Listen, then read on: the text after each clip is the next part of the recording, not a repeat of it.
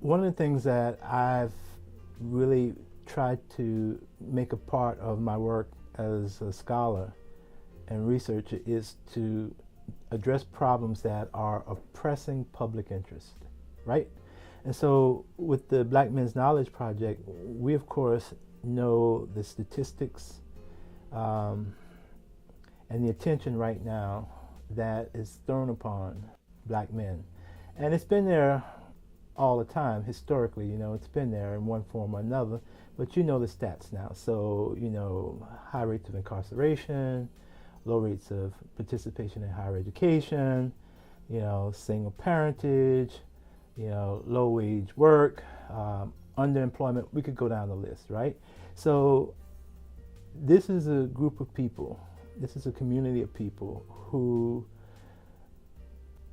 are of public concern right now. And so that's one of my motivations, is to really jump into this public issue right now of the condition and situation of black men in the United States. So I find the work public engagement a little problematic, because to the extent that our work isn't located at the university, and we spend very little time at the university itself. The university is out of the city, so we have an office in the city, and it's more a question of when we decide to actually be engaged with the university, and the degree to which we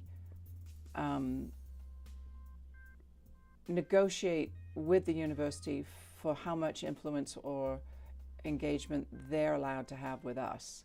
So it's kind of, we work for we have a grant that goes through the university, but we're very suspicious of the ways in which universities have come into communities before. So it's more in the other direction. We're purely publicly engaged, and we think very carefully about occasions when we want to invite a more university perspective.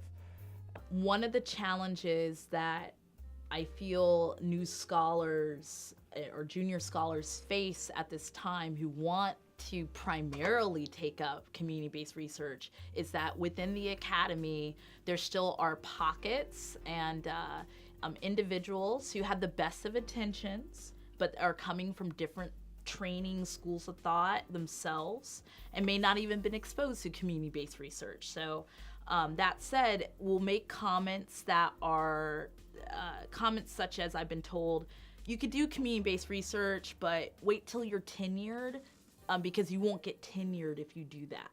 So basically, you're gonna sacrifice getting a faculty position if you do this first or as your main work. My field is very broad, but I think in terms of the design aspect of it, one needs feedback, and one needs to engage publicly with the users of this designed object. In my case, it's the narrative or it's the suit. One needs to engage publicly to understand whether it's effective or not. In some ways, the work that we do requires more effort than you would normally put forward, because not only are we doing what we're expected to do as a part of our paid employment, right, but we're also doing things that honor our values.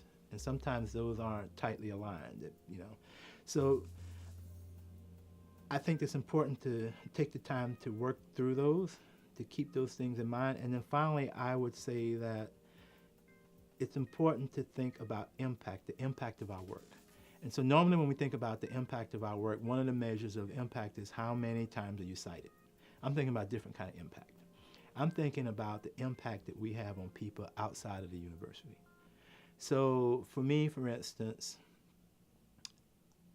15 years later, I'll meet someone who will remind me of this conference or meeting that we convened to deal with an issue, say women on welfare in college, and how instrumental that was to them moving forward to do whatever they're doing.